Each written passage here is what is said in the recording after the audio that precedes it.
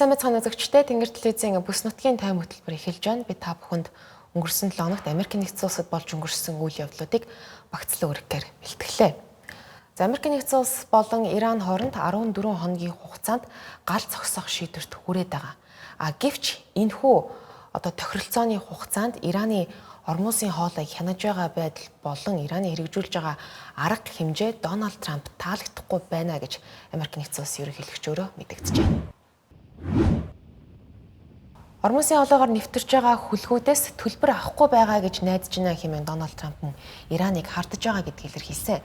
За талууд 2-7 хоногийн хугацаанд гал зогсоохоор тохиролцсон ч гэсэн аль нь өөрсдийн боловсруулсан 10 заалт бүхий саналаа нэгэндээ тулгасан байдалтайгаа. Өөрөөр хэлэх юм бол гал зогсоосон ч гэсэн нэгдсэн тохиролцоонд хүрч чадаагүй нөхцөл байдал тун эвгүй байгаа гэсэн үг ээ.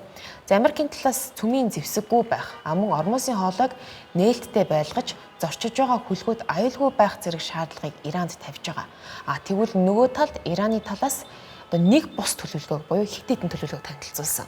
Тухайлбал төрийн мэдлийн хэвлэл нь Иран, Ирак, Йемен, Ливанд байлдааны ажиллагааг зогсоож Ормосын хоолойг нээж Америкийн нэгдсэн улсыг хоригоо туслахыг шаардсан ийм төлөвлөгөөг танилцуулсан бол нөгөө талд Ираны үндэсний аюулгүй байдлын зөвлөлөөс Ормосын хоолойг хяналтандаа байлгаж уран баяжуулсан хിവэр байх тухай тусгасан төлөвлөгөөг танилцуулсан. Гэхдээ дараа нь англи хэл дээрх хувилбараасаа ураантай хэсгээ буюу уран баяжуулна гэдэг хэсгээ бол хассан байгаа юм. За ялангуяа Ливаны асуудлаар талууд тохиролцоонд хүрч чадахгүй ийм байдалтай. За учир нь энэхүү гал зогсоох тохиролцоо Ливанд үйлчлэх хэсэг нь тодорхойгүй байгаа бөгөөд Трамп мэдэгдэлтэй Ливаныг бол огт дуртаагүй. За үүний зэрэгцээ Израилийн ерөнхий сайд харин өнөө өглөөхөн Ливаны төв засгийн газартай шууд хэлэлцээ хийхээр шийдвэрлсэн гэдгийг мэдэгдсэн. За тодорхойлбол тэрээр Израильтай шууд хэлэлцээ хийх саналыг Ливаны эрх баригчид удаа дараа тавьсантай холбогдуулан тус улстай ойрын хугацаанд шууд хэлэлцээ хийж эхлэхийг бол засгийн газартаа үүрэг олгосон гэж мэдгдсэн байгаа юм. За Израилийн ерөнхий сайд Нетаньяхугийн хэлснээр энэхүү хэлэлцээний гол асуудал нь Ливаны Хезболла бүлэглэлийн зэвсгийг нь хураах, мөн Израиль болон Ливаны хооронд харилцаагаа найрамдалтай байдал руу шилжүүлэх явдал байна гэж хэлсэн. Өмнө нь бол Израилийн ерөнхий сайд Нетаньяху яг энэ гал зогсоох тохиролцоонд бол Ливан хамааралгүй гэдгийг бол хэлж гисэн байсан. За Дональд Трамп гал зогсоох хэлэлцээ энэхүү тохиролцоогоо зарласны дараахан Иранд зэвсэг нийлүүлж байгаа орнуудын бараа бүтээгдэхүүнд ямар нэгэн хөнгөлөлтгүйгээр 50% гайлын татвар ногдуулна гэдгийг мэдгдсэн.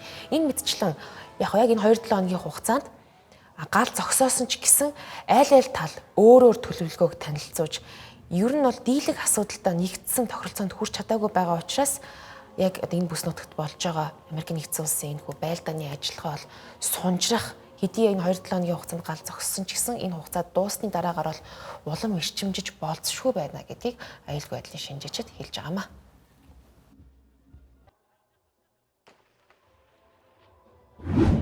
Өнөө өглөөхөн Америкийн нэгдсэн улсын тэргүүн хатагтай Мелания Трамп цагаан ордноос Жеффри Эпштейнтэй ямар ч холбоогүй гэдгээ мэдгдлээ. За тэрээр цагаан ордноос бол барагтай л хэвлэлийн мэдээлэл хийдэггүй. Тийм учраас энэ бол маш онцлог үйл явдал болж байгаа. За үүгээр зогсохгүй Жеффри Эпштейний бэлгийн мөржлөгийн хохирогч болсон эмэгтэйчүүд охтыг хамруулсан Конгрессийн сонсгол хийх хэрэгтэй гэдгийг тэргүүн хатагтай уриалжээ.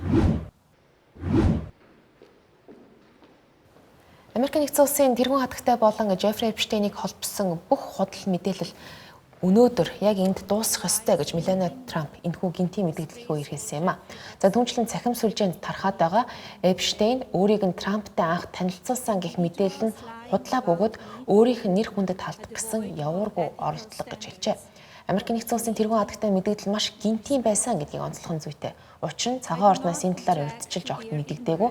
За мөн тэргүүн хатагтай өдрийн цагийн хуваарьт ч гэсэн энэ талаар огт зоогоогүй ч. Тиймээс чухам яагаад энэ гинтийн мэдэгдлийг хийх болсон цаад шалтгаан нь тодорхойгүй байгаа буюу сэтгүүлчдийн анхаарлыг бол ихээр татагдж байгаа.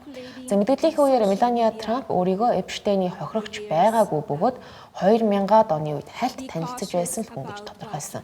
Тиймээс түүний бэлгийн мүлчлэг, гэмт хэрэгүүд болон хохирогч нартай ямар ч холбоогүй тэдний талаар мэдэхгүй гэж хэлсэн.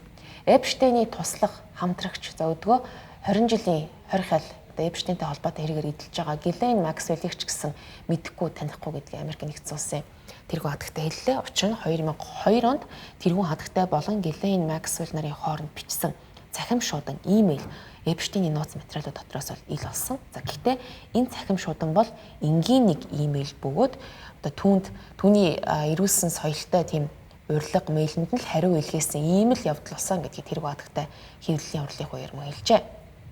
За Мелания Трамп хууль тогтоогчдод хандан Эпштейний хохирогч нарыг хуулийн өмнө ам тангараа өргөн сонсгол хийх боломж олгохыг ийхүү уриалсан. За сүүлийн саруудад Эпштейний нууц материалуудаас болж хит хэдэн томоохон удирдагч бизнесийн тэргүүнүүд дэлхийд даяараа албан тушаалаас огцорхот хүрсэн. Тиймээс үнэн мөнийг зөвөөр олоход эрх баригчид туслах шаардлагатайг тэргүүн хатагтай ийхүү хэлжээ. За тэрээр сэтгүүлчдээс бол асуулт авсангүй шууд ингээд хэвлэлийн урлал дуусгасан.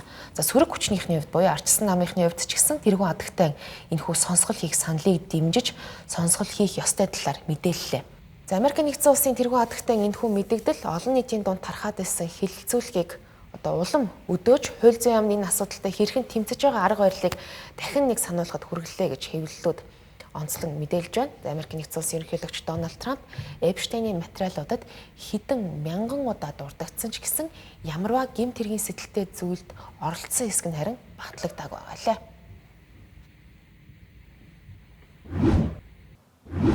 Дараагийн мэдээллийг хүргэе. Америк нэгдсэн улсын дэд ерөнхийлөгч JD Vance Унгарт айлчилж байна. За Унгарт энэ ням гарагт парламентын сонгуул болох гэж байгаа. За тийм учраас энэ удаагийн айлчлаараа JD Vance Унгарын ерөнхий сайд Виктор Орбаныг дэмжиж байгаа гэдгээ илэрхийлж нөгөө талд Европын комиссийг шүүмжилж Унгар болон Европын комиссийн хооронд үүсэж байсан гурцтмал байдлыг улам одоо хүндрүүлсэн нэг талаас ийм үйл явдал боллоо гэж шинжээчд харж байна. Унгарын ерөнхий сайд Виктор Орбаныг дэмжихээр Америк нэгдсэн улсын дэд ерөнхийлөгч гэргийн хамтаар Унгарт очсон. За Виктор Орбаны хувьд хэд барууны үзэл баримталтай. За улмаар Европын холбоо, Европын комисстэй сүүлийн жилүүдэд харилцаа нь улам хурцдаж байгаа. Энэ нь ялангуяа Орос-Украины дайны асуудал дээр бол тодор илэрч байгаа юм. Тиймээс түүнийг дэмжиж байгаа гэдгийг Америк нэгдсэн улс илэрхийлж байгаа томоохон үйл явдал болж байна гэж JD Vance-ийн айлчлалыг бол тодорхойлж байна. За Vance ирсэн даруйда Унгарын сонгуулийн явцад хөндлөнгөөс оролцож байна хэмээн Европын холбоог буруутгасан. За өгөр зогсохгүй тэрээр Брюсселийн хүнд сурталтнуудад дохио өгөхийг хүссэн гэж Европын комиссийг бол цаад утгаараа хэлсэн юм. Энэ нь сонгуулийн кампанит ажлын төгсгөлд ерөнхий сайд Виктор Орбаныг одоо шууд дэмжиж байгаа үйлдэл юм а гэж Европын хэд хэдэн удирдагч болон Унгарын сөрөг хүчнийхэн шүүмжлэлд хүргэсэн. За Орбаны Фидес намын гол өрсөлдөгч болох Унгарын сөрөг хүчний Тиса намын удирдагч Питер Мадяр мэдэгдэхдээ эрх баригчдын сонгуулийн кампанит ажилд одоо Оросын PR-чд оролцож байна гэж одоо маш хатуухан шүүмжлэлд амжсан. За өдгөө 62 настай Виктор Орбаны хувьд бол сүүлийн 16 жилийн турш засгийн эрхийг барьж байгаа. За ирэх ням гарагт болох байгаа энэхүү сонгуулийн үеэр тэрээр сүүлийн жилүүд хамгийн хүнд сорилттойгоо тулгарх юм эрсдэлтэй байгаад байна. Учир нь ердөө 2 жилийн өмнө байгуулагдсан сөрөг хүчнийхэн нам санал асуулгынхаа дүнгээр Орбаны удирдсан Фидес Унгарын иргэний холбоо намыг бол гүйцэж төрүүлсэн байгаа юм. За Орбаны засгийн газар сөрөг хүчнийхнээ буулгах стратеги сүүлийн жилүүдэд бол ихээхэн хэрэгжүүлж ирсэн. Тиймээс энэ удаа ялагдал хүлээх юм бол Унгарт олон намын системийг иргэн идэвхжүүлэх боломжтой болно гэж хөндлөнгийн судлаачид харж байгаа. Учир нь Орбан сүүлийн буюу одоо өөрийнхөө засагласан 16 жилийн хугацаанд нэг намын системийг Унгарт бол хэдийн бий болгох үндэс суурийг тавьсан гэж олон нийтээс ялангуяа шинжээчдээс бол ихээхэн шүүмжлэлийг хүртээд байсан юм а.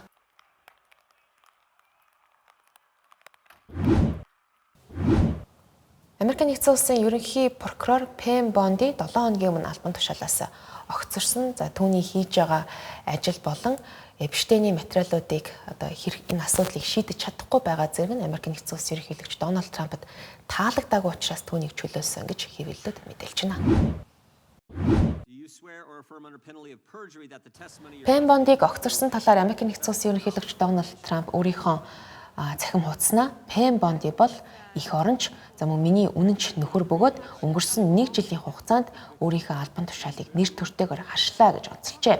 За тэрээр хувийн хөвшилд чухал албан тушаал хашихаар одоо шийдвэрлсэн учраас энэхүү албан тушаалаа хүлээлгэн өгч байгаа гэж Дональд Трамп олон нийтэд тайлбарлсан юм. Гэхдээ бодит байдал дээр цааш шалтгаан нь өөр гэж сая хэлсэнчлэн хэвлэлүүд үзэж байгаа. Тухайлх юм бол Трампд Бондигийн хууль зүйн яамыг удирдах арга барил нь таалагдаагүй гэж хэвлэлүүд мэдээлсэн.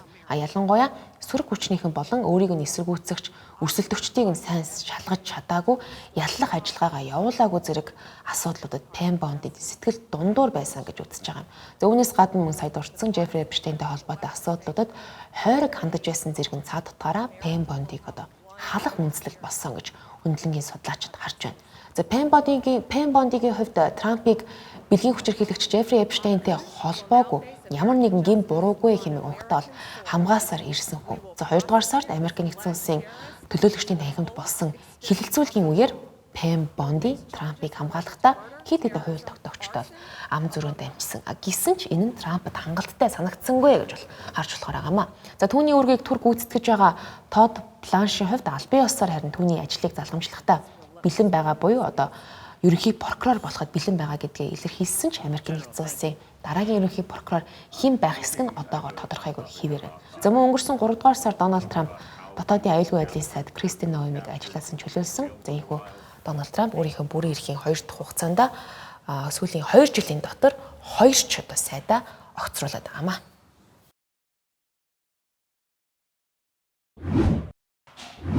Хүн төрөлхтөн хагас 100 жилийн дараа сарыг зорьсон маш онцлог түүхэн үйл явдал өнгөрсөн 7 хоногт болж өнгөрлөө. Энэ талаар дэлгэрэнгүй мэдээллийг үзэж та бүхэнд хүргье.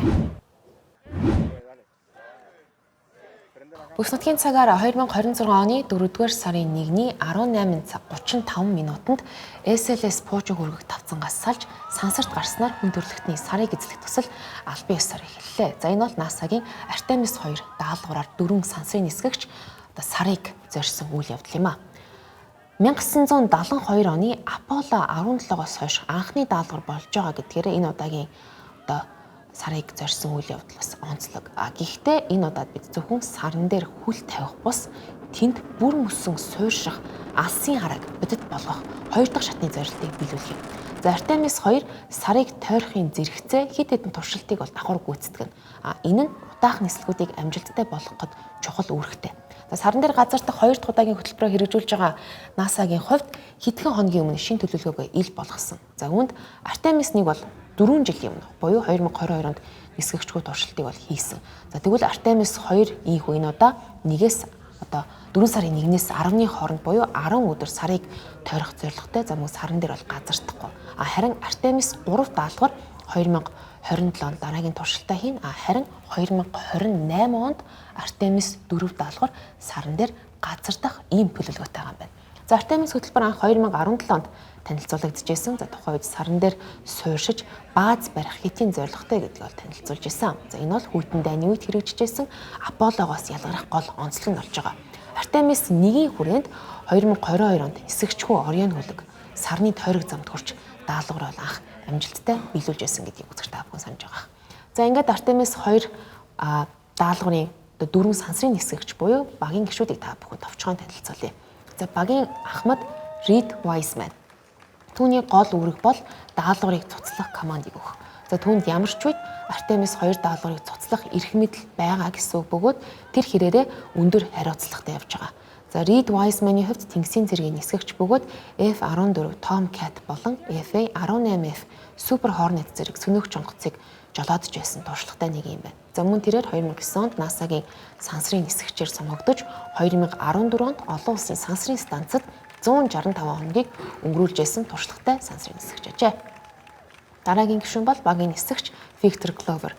За Victor Glover сар үед нисэж байгаа анхны хар арьстай сансрын нисгэгч болж байгаа гэдгээр бас онцлог болж байна. За түүний гол үүрэг нь Орион хөлгийн жолоодлого болон хөдөлгүүрийг хянах бөгөөд сансарт 60-аас 90 минутын турш жолоодлагыг гартаа авах ийм чухал туршилтыг гүйцэтгэв. За түүний хувьд мөн л тэнгисийн цэргийн нисгэж байсан бөгөөд ахмад цолтой нийт 40 орчим онгоцоор 3000 гаруй цаг ниссэн туршлагатай ажээ. За мөн инженерчлэлийн 3 магистрийн зэрэгтэй гэдгийг дурдах нь зүйтэй.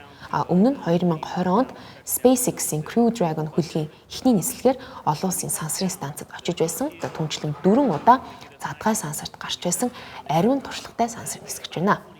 Дараагийн гишүүн бол Кристина Кук. Түүний хувьд гүн сансрын орчин хүний биед хэрхэн нөлөөлөхийг судлах ийм гол үүрэгтэй явж байна. За мөн сарлуу нисэж байгаа анхны эмэгтэй сансрын нисгэгч гэдгээрээ түүхэнд үлдэж байгаа. Кристинагийн сонгогдсон гол шалтгаан нь мэдээж санамсаргүй ерөөг ш. Учир нь тэрээр сансарт тасралтгүй 328 хоногийг үдсэн ийм дээд амжилт хийзээ. Энэ нь дэлхийг 5200 гаруй удаа тойрсонтой тэнцэх хугацаа бөгөөд түүний хувьд цахилгааны инженерчлэл болон физикч мэрэгчлэлтэй нэг ажээ.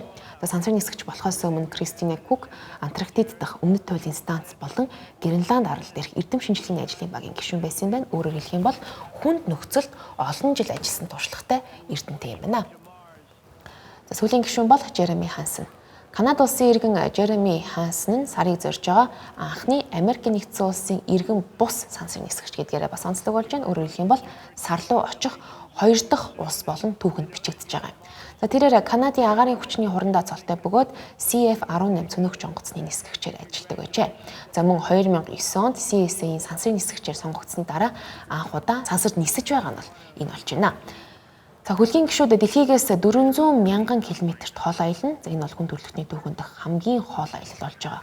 Өмнөх амжилтыг Аполло 13 эзэмшдэг байсан бөгөөд ийхүү нисгэгч, инженер, эрдэмтдээс бүрдсэн 4 хүний бүрэлдэхүүнтэй баг энэ зуунд анх удаа сар руу очихоос гадна цэгэр гаргаа алс холоос толдож хэдийн зургийг нь буулгасныг бол үзэгч та бүхэн цахим сүлжээнээс харж амжсан баг. Одоогийн байдлаар дэлхийн хамгийн хүчирхэг хуужин SpaceX-ийн Starship гэж нэрлэгдэж байгаа боловч туршилтын шатан дээр яваа. Тиймээс энэхүү хөөрсөн SLS буюу Space Launch System нь практик дээрх хамгийн хүчирхэг нь болж байгаа гэдгийг бас хэвлэлд онцолж байна.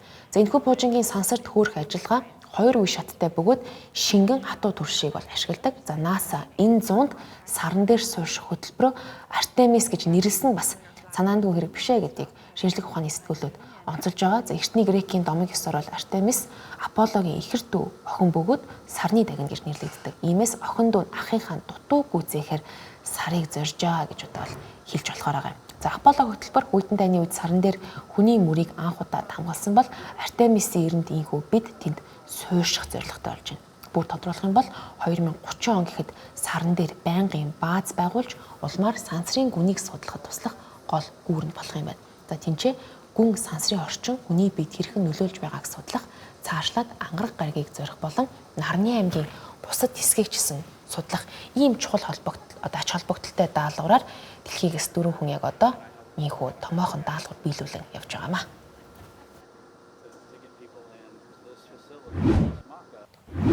Дараагийн мэдээллийг үзэгч та бүхэнд хүргэе. Рэпер Ye буюу бидний мэддгээр Kanye West Их Британд нэвтрэх боломжгүй боллоо. Өөрөөр хэлэх юм бол түүний Их Британд нэвтрэхийг нь хязгаарласан. Тэрээр Их Британд тун удахгүй болох гэж байсан Wireless хэмээн хөгжмийн фестивалийн гол уран бүтээлч байсан ч ийхүү Их Британд нэвтрэх боломжгүй болсноор тус наадамч гэсэн туслагдлаа.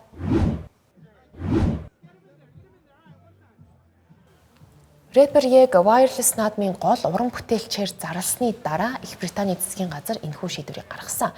Тодорхойлох юм бол хэд хэдэн томоохон компани Ye-гээс болоод наадмыг ивент тэтгэхээс мөн оролцоос татгалцсан юм.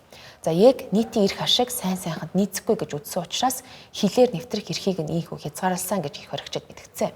Түүнчлэн Их Британий ерөнхий сайд Keir Starmer анханасаа Ye-г уурах ёсгүй байсан гэж шүүмжилсэн.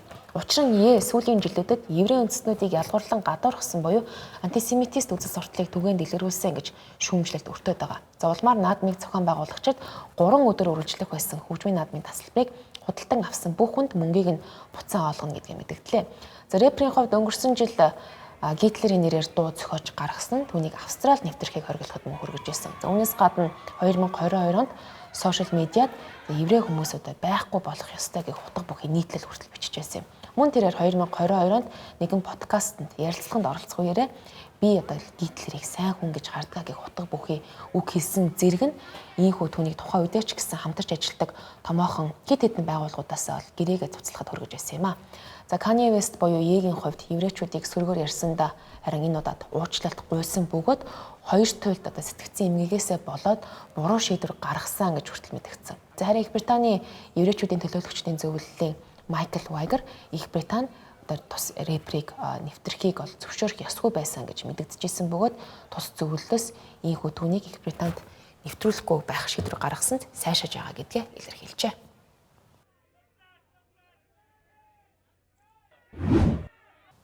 Найзууд цувралын гол дүрийн жүжигчин болох Мэтью Перрид хүчтэй им худалдаалж улмаар түүнийг амиа алдахад хүргэсэн гэх хэрэгт буруутгагдаад байсан 42 настай эмэгтэйд 15 жилийн хорих хал оноолоо. За түүнийг кетамины хатан хаан гэж Америкийн нэгдсэн улсад хочлон нэрлэдэг юм байна.